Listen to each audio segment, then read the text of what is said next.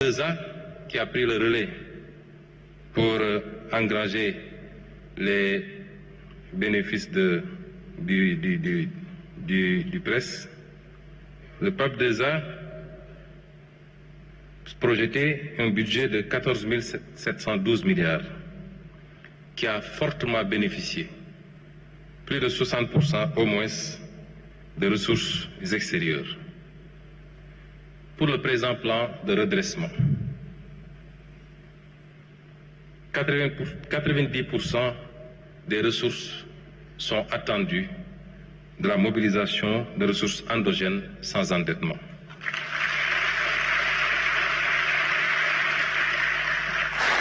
Nous ne solliciterons les partenaires extérieurs que pour la partie du recyclage des actifs que je présenterai tout à l'heure, mais tout en conservant la propriété de ces actifs ou lors des appels publics à l'épargne sur le marché intérieur où des résidents de la zone pourraient éventuellement contribuer.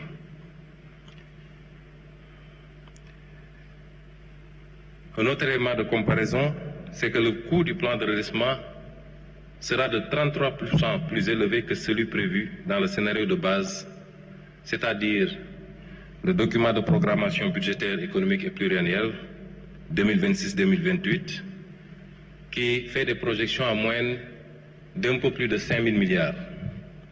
Considérez que pour ce plan, l'objectif initial que j'avais confié aux équipes, c'était de mobiliser au moins une année budgétaire de plus, d'essayer de rattraper une année budgétaire de plus, qui équivaut sensiblement à la dette cachée, à la dette qui n'a pas été comptabilisée dans nos écritures.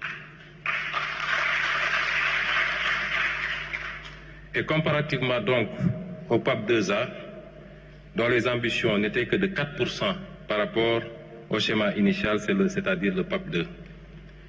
Ces éléments de comparaison nous permettent d'apporter ou d'anticiper sur un certain nombre de réponses et qui recoupent notre volonté, notre discours qu'on a toujours tenu.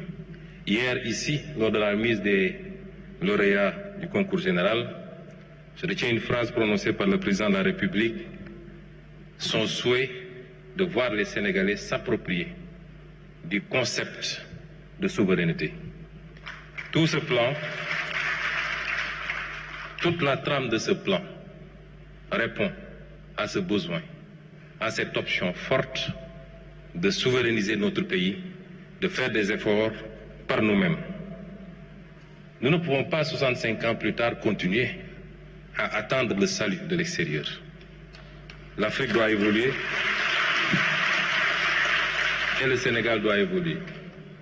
Depuis que les constats ont été faits après les audits, tout le débat national tournait autour du FMI. Le FMI n'a pas décaissé. Est-ce qu'on aura un nouveau programme avec le FMI? Ce que nous présentons aujourd'hui n'attend rien quasiment de personne, sinon du peuple sénégalais lui-même.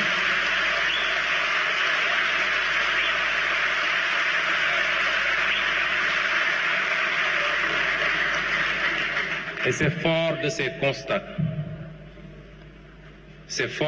constats, que nous avons sollicité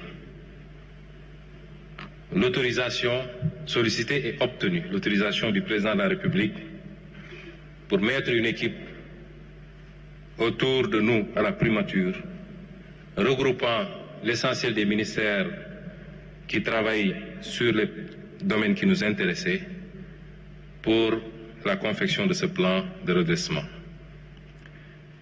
Je voudrais donc, à cette étape, féliciter les hauts fonctionnaires qui ont travaillé à ce plan.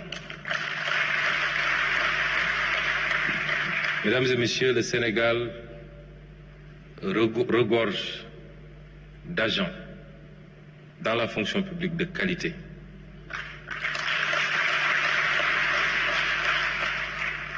Ils nous l'ont démontré déjà lors de l'élaboration du référentiel qui a été fait avec l'expertise exclusivement sénégalaise, accompagnée par un cabinet privé sénégalais également.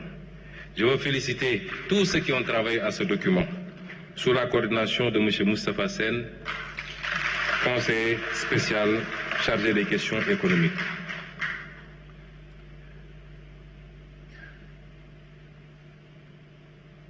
Les chantiers de financement du plan tournent autour de 3. Le premier chantier, c'est la réduction maîtrisée de la dépense publique, du train de vie de l'État. Le second chantier, c'est la mobilisation des ressources domestiques. Et le troisième chantier, c'est le financement endogène complémentaire hors endettement.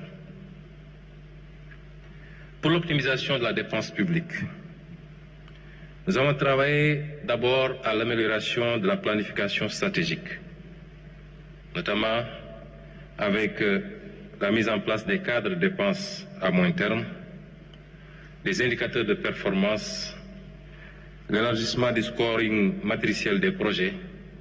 Pour tous ces éléments, je vous aurais renvoyé à la mise en œuvre de la vision sous la coordination éclairée de M. Amin Lo, ministre d'État chargé de l'agenda, appuyé par le box de M. Birom Koloba.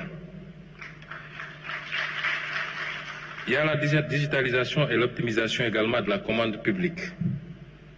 L'introduction de mécanismes de modernisation de la commande publique, de plateformes digitales, mais également la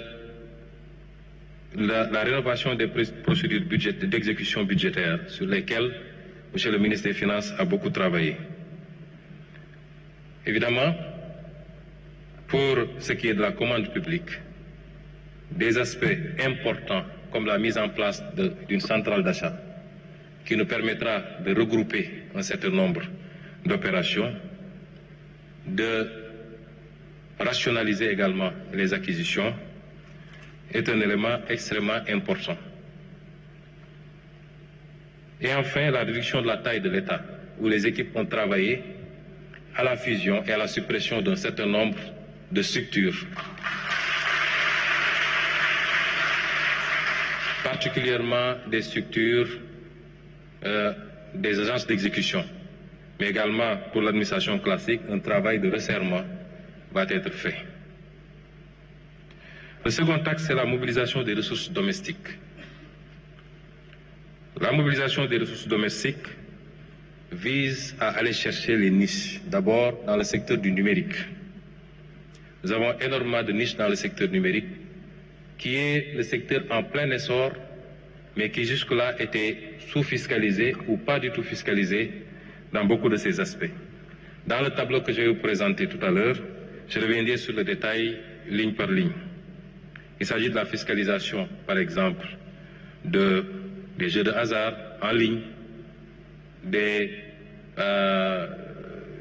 comment on appelle ça, du mobile money, des transferts marchands également, et de beaucoup d'autres aspects comme ça, qui n'étaient pas suffisamment fiscalisés ou pas du tout fiscalisés quelque part.